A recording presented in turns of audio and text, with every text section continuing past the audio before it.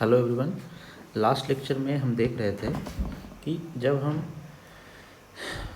Mechanical power input है ना, यूँ कहें input power to the generator, इसको हम सडनली जब इंक्रीज कर रहे थे तो जो हमारा इनिशियल पॉइंट ए था जहाँ पे वो ऑपरेट हो रहा था, वहाँ से ये पॉइंट बी पे पहुँच गया है ना। अब ये बी पॉइंट पे इलेक्ट्रिकल पावर और मैकेनिकल पावर दोनों इक्वल होगा, है ना। तो बी पर जैसे ही पहुंचा पी एम, लेकिन due to inertia of the rotor speed can not change suddenly, है ना, वो धीरे धीरे बढ़ेगा। सो डेल्टा जो रोटर का एंगुलर पोजीशन है वो भी सडनली इंक्रीज नहीं हो सकता। तो जैसे ही ए पॉइंट के बाद की बात करेंगे तो ए पॉइंट के बाद धीरे धीरे डेल्टा का वैल्यू बढ़ना शुरू होगा, है ना, और स्पीड बढ़ना शुरू होगा। तो वही हमने बताया कि पी एम उस पॉइंट ए पे, है ना, बड़ा हो जाता है पी से, ठीक है। कब की बात हो रही है? Just after sudden change in input, just after. तो आप ऐसा भी कर सकते हैं, एट पॉइंट ए प्लस, है ना, ए प्लस मतलब ए के जस्ट बाद। तो ये बता सकते हैं आपकी पी एम बड़ा है पी से, तो एक्सेलरेशन यहाँ पे होगा और एन आर इंक्रीज करेगा, ठीक। तो वही इंक्रीज करता हुआ ऐसे बढ़ेगा। सपोज एट पॉइंट बी, जैसे ही वो बी पे पहुँचा, एट पॉइंट बी, ठीक है, जैसे ही बी पे पहुँचा उस समय जो एंगुलर पोजीशन ऑफ रोटर कितना हो जाएगा? एंगुलर पोजीशन ऑफ रोटर वो हो जाएगा डेल्टा 1, है ना। देखिए बी पे angular position of rotor delta 1 हो गया। उस पॉइंट पे आप क्या देख रहे हैं कि पी एम मैकेनिकल पावर और इलेक्ट्रिकल पावर दोनों बराबर हो गए। लेकिन साथ साथ ये भी आपने देखा कि इस पॉइंट ए पे तो सिंक्रोनस स्पीड था, N R equal to N S, लेकिन पॉइंट ए के बाद इसका स्पीड बढ़ने लगा। इट मीन्स अब उसका speed at point be greater than synchronous speed हो जाएगा। तो रोटर का स्पीड कितना होगा? Greater than synchronous speed. तो यहाँ पे जब तक दोनों इक्वल नहीं होगा तब तक हम लोग नहीं कह सकते कि सिंक्रोनिज्म में है ना। एक भी अगर चेंज हो गया, है ना, एक भी अनबैलेंस है, इसका मतलब है कि वो हमारा सिंक्रोनिज्म में नहीं है। तो नहीं सिंक्रोनिज्म में होगा तो डेल्टा का वैल्यू चेंज करेगा। तो ये हम कह सकते हैं कि ये जो सिस्टम है नॉट इन सिंक्रोनिज्म, या यूँ कहें स्टेडी स्टेट कंडीशन में अभी नहीं है, ठीक है। अब यहाँ से सपोज करते हैं, लेट जो रोटर का स्पीड है, ठीक है, वो 1100 आरपीएम हो गया है। 1000 आरपीएम इसका सिंक्रोनस स्पीड है, स्टार्टिंग में मैंने लिखा था, है ना। अब इसका स्पीड बढ़ के एट पॉइंट बी कितना हो गया है? 1100, ठीक है ना। चलिए, तो जैसे ही आपने देखा कि रोटर का स्पीड जब बड़ा होगा सिंक्रोनस स्पीड से, एन आर अगर बड़ा होगा एन एस से, तो ऐसे कंडीशन में क्या होता है? डेल्टा का वैल्यू इंक्रीज करता है, डेल्टा इंक्रीजेस, ठीक है। और ये चीज़ आप कहाँ से देख सकते हैं? ये जो हमने फेजर डायग्राम बनाया है इससे देख सकते हैं, है ना। ये है डेल्टा एफ आर और एफ एफ के बीच में, एफ एफ मीन्स रोटर का एम एम एफ। तो जैसे ही रोटर का स्पीड बढ़ेगा, है ना, सिंक्रोनस स्पीड से, एफ आर जो है वो सिंक्रोनस स्पीड से रोटेट कर रहा है, एफ एफ ये किस स्पीड से रोटेट कर रहा है? रोटर का अपना स्पीड है जो पहले सिंक्रोनस था, अब सिंक्रोनस से ज़्यादा हो गया। तो जैसे ही ज़्यादा होगा, और ये तो सिंक्रोनस ही है, तो इसके बीच का जो एंगल है वो बढ़ना शुरू हो जाएगा। तो मतलब है कि डेल्टा का वैल्यू बढ़ने लगेगा, ठीक है। है ना। डेल्टा का वैल्यू बढ़ने का मतलब है कि बी पॉइंट के बाद भी डेल्टा का वैल्यू बढ़ना शुरू करेगा। Delta increases further, B point के बाद भी डेल्टा का वैल्यू इंक्रीज करेगा। ठीक है, इसका मतलब क्या हुआ? इसका मतलब हुआ कि ये जो पॉइंट है वो और आगे जाएगा। ये पॉइंट जो है, मैं दिखाऊं, ये पॉइंट डेल्टा ऐसे ही बढ़ेगा आगे, है ना। देखिए डेल्टा इस डायरेक्शन में ऐसे आगे बढ़ रहा है, तो इसका मतलब है वो पॉइंट उसी पे आगे बढ़ रहा है।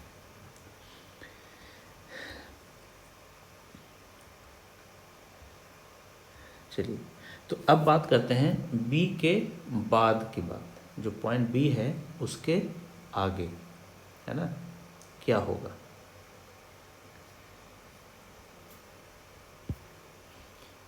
इसको लिखेंगे beyond point B, beyond point B, point B के बाद क्या हो रहा है। ठीक है, अब देखिए बी के बाद क्या हो रहा है।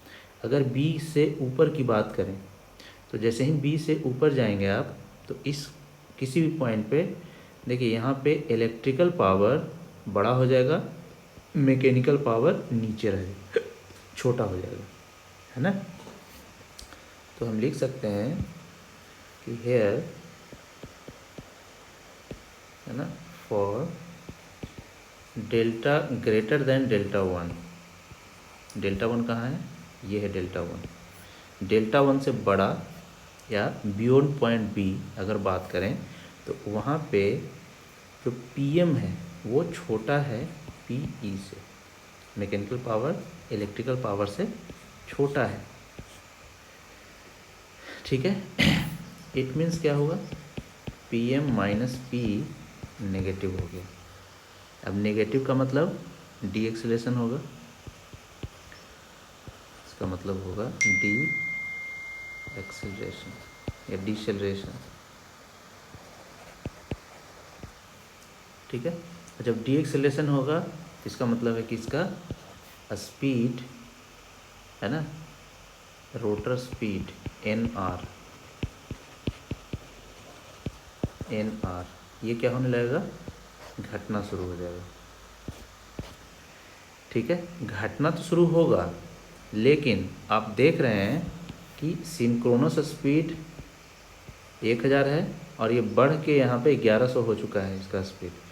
अब इसके आगे जैसे ही जाएगा तो डेल्टा तो बढ़ेगा, है ना, डेल्टा बढ़ेगा, ये देख लिया हमने, डेल्टा बढ़ रहा है लेकिन इसका जो रोटर का स्पीड है वो घटना शुरू हो जाएगा। रोटर का स्पीड घटना शुरू होगा, लेकिन कितना भी घटेगा 1100 से, तो वो क्या रहेगा?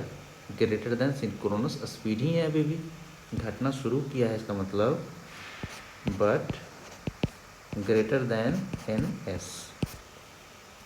रोटर स्पीड घटेगा ज़रूर, लेकिन वो सिंक्रोनस स्पीड से अभी भी ज़्यादा है ना।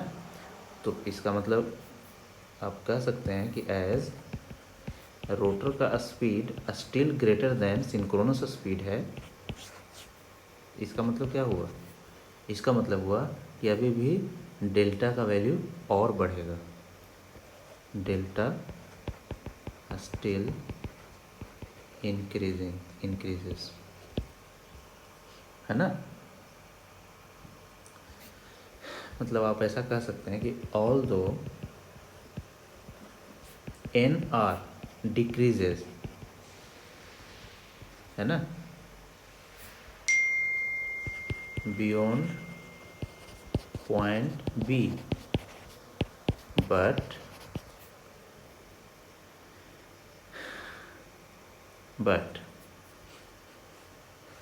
एट बी कितना था? एन आर 1100 था, तो beyond B, beyond point B कितना हो जाएगा? एन आर सपोज कीजिए घट के हो गया 1070, तो 1070 भी क्या है? ग्रेटर देन एन एस ही तो है अभी, है ना। ऐसा नहीं कह सकते कि 1000 से कम हो गया तुरंत, 1000 से कम तो तुरंत होगा नहीं, क्योंकि वो धीरे धीरे ही घटेगा स्पीड। तो अभी भी ये क्या है, सिंक्रोनस स्पीड से ज़्यादा है। तो सिंक्रोनस स्पीड से ज़्यादा रहने का मतलब क्लियर है कि डेल्टा जो है अभी भी और बढ़ेगा। ठीक है, तो मतलब हुआ कि ये जो ग्राफ है इसमें ये डेल्टा का वैल्यू ऐसे बढ़ेगा। अब कहाँ तक जाएगा ये हमें एनालिसिस का पॉइंट है कि कहाँ तक वो जा रहा है। ठीक है, ये सपोज ऐसे बढ़ा, और सपोज कोई पॉइंट है इस तरह से सी, है ना। कोई पॉइंट तो ऐसा आएगा जिस पॉइंट पे रोटर का स्पीड सिंक्रोनस स्पीड के बराबर हो जाएगा। कोई तो वैसा पॉइंट होगा, क्योंकि बी पॉइंट पे 1100 आरपीएम था, और जैसे ही बी पॉइंट से ऊपर चला तो इसमें डी एक्सेलरेशन शुरू हुआ, तो स्पीड इसका घटना शुरू हुआ। तो मान लेते हैं कि कोई पॉइंट एक सी यहाँ पे मिला है जिस पॉइंट पे रोटर का स्पीड घटते घटते उस सिंक्रोनस स्पीड के बराबर हो गया ना, 1000 आरपीएम, जो कि सिंक्रोनस स्पीड के बराबर है। ठीक है, वो पॉइंट है सी, मान लेते हैं।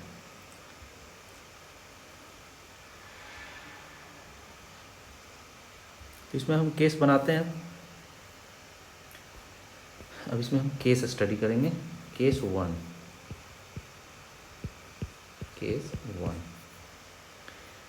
इफ जो एन आर का स्पीड एन एस के बराबर होगा, है ना, अगर ऐसा हो रहा है बिफोर, एक पॉइंट हम यहाँ पे ले लेते हैं, इस पॉइंट को कहते हैं पॉइंट डी, है ना।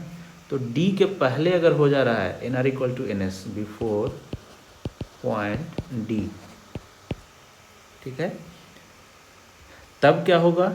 और एक बार हम कंडीशन लेंगे कि इस पॉइंट डी के बाद अगर सिंक्रोनस रोटर का स्पीड घटते घटते सिंक्रोनस स्पीड के बराबर हो जाए तब क्या होगा, है ना। लेट एट पॉइंट सी, है ना, वो पॉइंट सी है, एट पॉइंट सी, है ना, वेयर एन आर हो गया एन एस के बराबर, है ना, जिसका वैल्यू यहाँ 1000 आरपीएम है ना, एंड रोटर एंगुलर पोजीशन उस पॉइंट पे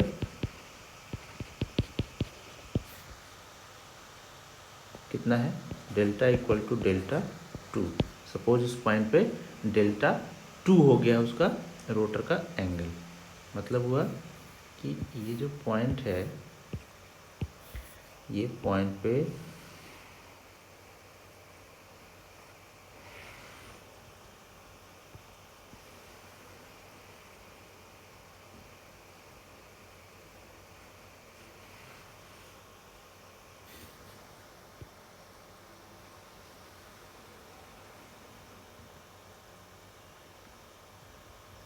सपोज ये है वो पॉइंट, है ना, इस पॉइंट पे इसका जो एंगल है रोटर एंगल वो हो गया है डेल्टा 2।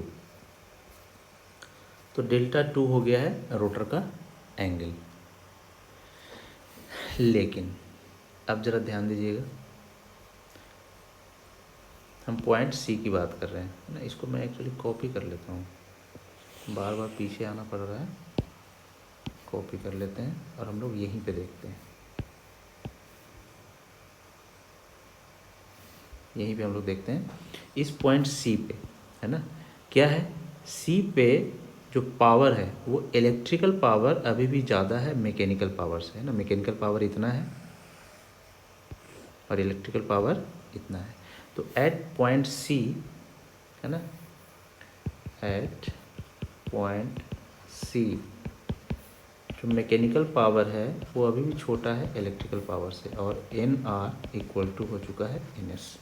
तो अभी भी ये कंडीशन कैसा है, अभी भी ये कंडीशन सिंक्रोनिज्म में नहीं है ना, not in synchronism.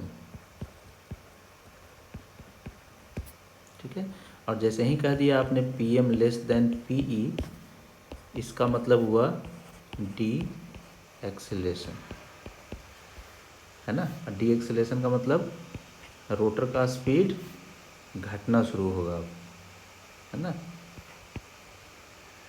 N R जो रोटर का स्पीड है वो सिंक्रोनस स्पीड से भी अब कम हो जाएगा, ठीक है, सिंक्रोनस स्पीड से भी अब कम हो जाएगा, है ना।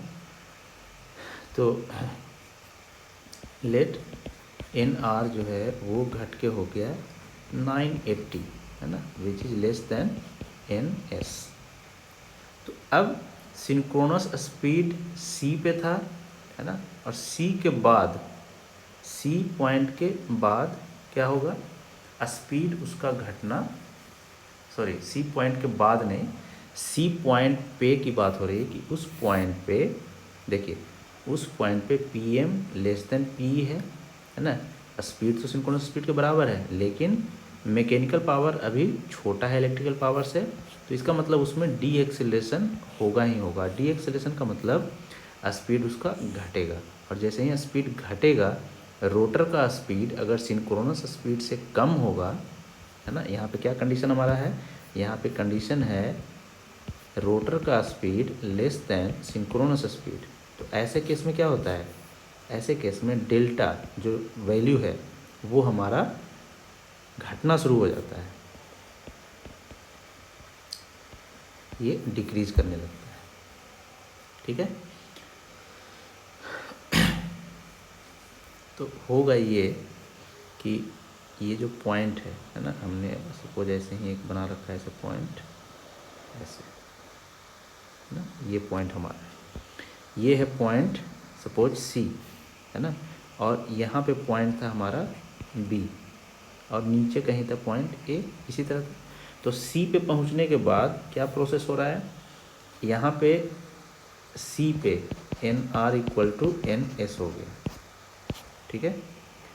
लेकिन इस पॉइंट पे मैकेनिकल पावर छोटा पड़ गया, इलेक्ट्रिकल पावर बड़ा हो गया, तो यहाँ पे डी एक्सीलरेशन स्टार्ट होगा और रोटर का स्पीड घटने लगेगा, जिससे डेल्टा वैल्यू घटने लगेगा।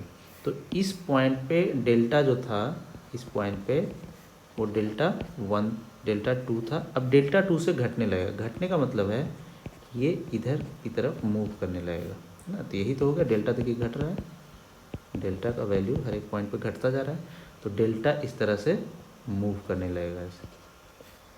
और स्पीड सपोज यहाँ हो गया 990, ठीक है, या 980 कह रहे हैं, स्टार्ट हो गया 970, 950, ऐसे होते होते 910, ठीक है। और सपोज एट पॉइंट बी ना स्पीड हो गया 900, तो स्पीड 9000 से घटते घटते और पॉइंट बी पर पहुंचते पहुंचते उसका स्पीड हो गया 900, है ना, 900 हो गया स्पीड। चलिए इसको हम अगले लेक्चर में इसको और डिस्कस करते हैं, है ना। Thank you.